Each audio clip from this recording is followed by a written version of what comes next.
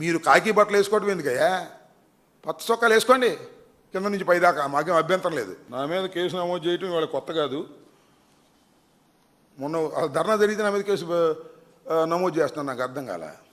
నేను ఒక మాట అడుగుతాను, పోలీస్ వారిని అడుగుతున్నాను, రాష్ట్ర ప్రజానీకాన్ని అడుగుతున్నాను, విఘ్నులైనటువంటి ప్రజలను అడుగుతున్నాను.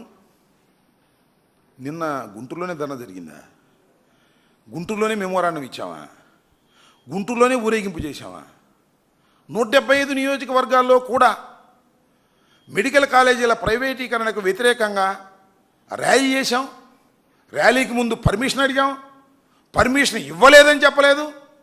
నేను బయలుదేరితే నా ఇంటికాడ కూడా నన్ను ఆపలేదు. కొంత దూరం వెళ్ళిన తర్వాత బ్యారికేడ్స్ అడ్డం పెట్టారండి. ఎక్కడ అడ్డం పెట్టారు? ఈ రాష్ట్రంలో ఎక్కడ అడ్డం పెట్టారా? చూసి చూడట్టు పోయారు. వెళ్ళారు, ఇచ్చాము, మెమోరాండాలు ఇచ్చారు, తిరిగి వచ్చారు. అంతే కదా. ఇది ఒక ప్రజా ఉద్యమం. దీని మీద నాకు బ్యారికేడ్లు అడ్డం పెట్టడం ఎందుకు అడ్డం పెట్టారు తెలుసా మీకు? అక్కడ సీఎం ఒక ఆయన వేశారు. ఆయన మన లోకేష్ గారి బంధువు. నా కోసమే వేసినట్టున్నారు అక్కడ. ఇది మొదటిసారి తగాదా కాదు. ఇంతకుముందు మీరు కూడా చూసుంటారు సోషల్ మీడియాలోను, పేపర్లోను. అప్పుడు నా మీద తగాదనే, ఇవాళ నా మీద తగాదనే. ఏం పోయే కాలం వచ్చిందండి? మెమోరాండాన్ని తీసుకెళ్ళి సంతకం పెట్టి ఆర్డీఓకి ఇచ్చి తిరిగి వచ్చేస్తాం కదా. ఇదే కదా మేము చేసేది. మేము law and order problem create చేసామా? పెద్ద పెద్ద బ్యారికేడ్స్ పెట్టి 30-40 మంది పోలీసులు పెట్టి మమ్మల్ని రెచ్చగొట్టి మా మీద కేసు పెట్టి మమ్మల్ని లోపలేద్దాం అనుకుంటున్నారు. ఏంటి చూస్తాం, సిద్ధంగా ఉన్నామని చెప్పాం కదా. ఎందుకు ఇన్నిసార్లు రెచ్చగొడతారు నాకు అర్థం కాలేదు. ఆమె పొలిటీషియన్. నేనేమి దారిపోయే దానయ్యని కాదు, రౌడీ షీటర్ని కాదు, దొంగని కాదు.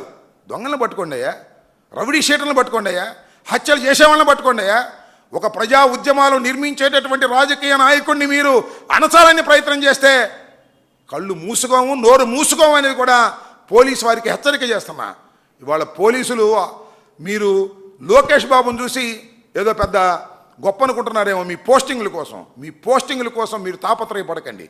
ధర్మం కోసం, న్యాయం కోసం పోరాడే వ్యక్తుల్ని గౌరవించండి. చట్ట వ్యతిరేకంగా ఉంటే కేసులు పెట్టుకోండి, మాకు అభ్యంతరం లేదు. నేను రోడ్డు అమ్మడే వెళ్తా ఉంటే బ్యారికేడ్లు అడ్డం పెట్టి నా మీద కేసు పెడతారండి. ఏమిటి అన్యాయం? ఈ అన్యాయాన్ని సహిస్తూ ఊరుకుంటాం అనుకున్నారా మేము? ఎన్నాళ్ళంది? ఇంకా 3.5 సంవత్సరాలు మాత్రమే. 3.5 సంవత్సరాల తర్వాత మళ్ళా వచ్చేది జగన్మోహన్ రెడ్డి గారి ప్రభుత్వమే. ఏమిటి అన్యాయం? ఏ ఉద్యమాలు చేయకూడదా? మెడికల్ కాలేజీ వ్యతిరేకంగా మాట్లాడకూడదా? మెమోరాండాలు ఇవ్వకూడదా? ఇది ప్రజాస్వామ్య పద్ధతి కాదా? గుర్తుపెట్టుకోమని మనం చేస్తున్నా. పోలీసులు ఏదో లోకేష్ చెప్పినట్టు, అకౌంట్ సిఐ మాత్రం లోకేష్ చెప్పినట్టు వింటాడు. ఆయన బంధువు అంట. కడమ పోలీసులు చెబుతున్నా. నేను ఎస్పీని ఇవాళ మార్నింగ్ ఫోన్ చేసి అపాయింట్మెంట్ అడిగా, ఆయన ఫోన్ ఎత్తలా. మెసేజ్ పెట్టా, సమాధానం రాలా.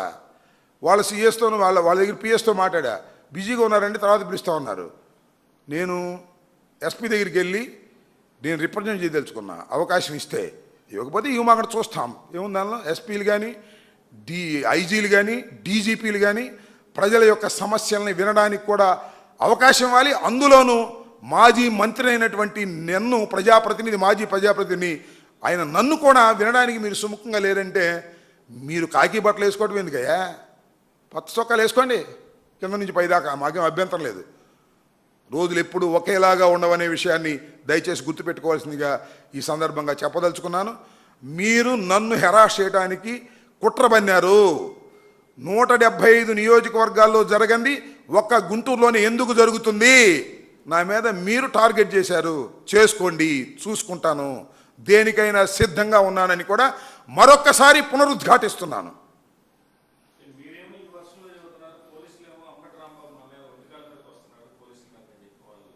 అవునండి, నాకు అర్థం కాదు. ఒంటికాల మీద రావడం అసలు పోలీసులు ఎందుకు ఆపాలని చెప్పండి.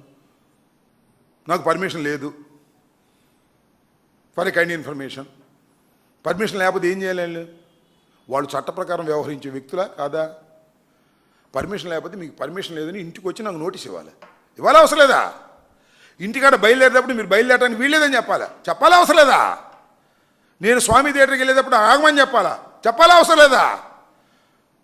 మేము ఊరేగింపుగా వందలాది మంది జనంతో బయలుదేరుతుంటే మధ్యలో ఆపటం ఏంటని అడుగుతున్నా. మధ్యలో బ్యారికేడ్స్ పెట్టాల్సిన అవసరం ఏంటని అడుగుతా ఉన్నా. వాళ్ళు చెప్పేది వాళ్ళు చెప్తున్నారు. ఆంధ్రజ్యోతి చెప్పేది ఆంధ్రజ్యోతి చెబుతుంది, ఈనాడు చెప్పేది ఈనాడు చెబుతుంది. ఏం చెబుతుంది? అంబటి రాంబాబు పోలీసుల మీద దౌర్జన్యం చేశాడు. ఏందండి, నేను పోలీసుల మీద దౌర్జన్యం చేస్తానా? పోలీస్ ఏ ఫోర్స్. నా వేకి అడ్డం వచ్చినప్పుడు నేను వెళ్ళే ప్రయత్నంలో వెళ్తాను. దాన్ని నేను పోలీసులను దౌర్జన్యం చేశాను, పోలీసులను కొట్టాను, పోలీసులు నెట్టాను. నన్ను నెట్లాళ్ళు చూడాల మీరు విజువల్స్. మేము ఎంతమంది మీ బారికేడ్స్ నెట్టుకుంటూ వెళ్తున్నాం? మేము వెళ్ళాల్సిన అవసరం లేదా? ఒక ఆర్డీఓకి రిప్రజెంటేషన్ ఇవ్వాలని మా అధినాయకుడు మాకు సందేశం ఇచ్చినప్పుడు, ప్రోగ్రాం ఇచ్చినప్పుడు మేము వెళ్ళడం తప్ప? ఇంతకుముందు చంద్రబాబు వెళ్ళలేదా? ఇంతకుముందు తెలుగుదేశం నాయకులు వెళ్ళలేదా? ఇంతకుముందు పవన్ కళ్యాణ్ వెళ్ళలేదా? పవన్ కళ్యాణ్ పోలీసులు ఆపితే రోడ్డు మీద పడుకున్నాడే. ఆ రోజు ఏమైంది? ఆ రోజు పవన్ కళ్యాణ్ దౌర్జన్యం చేసినట్టు కాదా? ఏంటండి, నాకు అర్థం కాలేదు. మితిమీరి ప్రవర్తిస్తున్నారు పోలీసు యంత్రాంగం. తెలుగుదేశం సైన్యంలాగా వ్యవహరిస్తున్నారు. జాగ్రత్త అని ఈ సందర్భంగా చెప్పదలుచుకున్నా. భయపడటానికి సిద్ధం లేదు అని కూడా చెప్పదలుచుకున్నా. మీరు తప్పుడు ప్రచారాలు చేస్తున్నారు. ఈనాడు, ఆంధ్రజ్యోతి, వాళ్ళకి సంబంధించిన యూట్యూబ్లు అన్నీ అంబటి రాంబాబు దౌర్జన్యం చేశాడు. అంబటి రాంబాబు ఏంటండి, ఒక సిఐ మీద, డిఎస్పీ మీద దౌర్జన్యం చేస్తే ఊరుకుంటారండి? నన్ను ఒక ప్రవాహంలాగా ఊరేగింపులోకి వెళ్తున్నప్పుడు నువ్వు ఇచ్చేసేయాలి. ఇచ్చే తర్వాత కేసు పెట్టుకో, తప్పలేదు. లేకపోతే ముందే నోటీస్ ఇవ్వు, తప్పలేదు. నోటీస్ ఇవ్వు బాబు. ఎలా చేస్తావు? కొంత దూరం మధ్యలో వచ్చి అడ్డం పడతావు, తోసుకెళ్తే మా మీద కేసు పెడతావు. పెట్టుకో, we don't care, will face in to the court.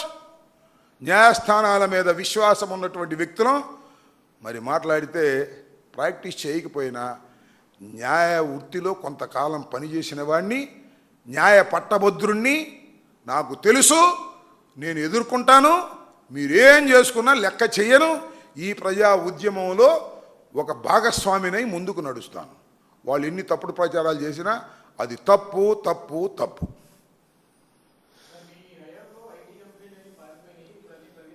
పరిగెత్తుకొస్తున్నాయి. ఎన్ని వచ్చినాయి పరిగెత్తుకుని?